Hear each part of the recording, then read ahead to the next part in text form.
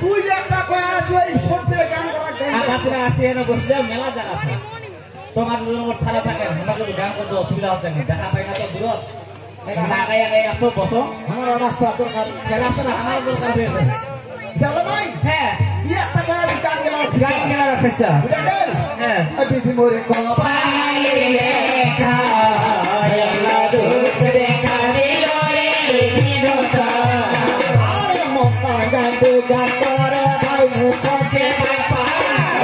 শুনু মোটা গান করে ভাই বড়াতে যায় মোরে কপালে লেখা আল্লাহ দুঃখ দেখা দিল রে বিনোদা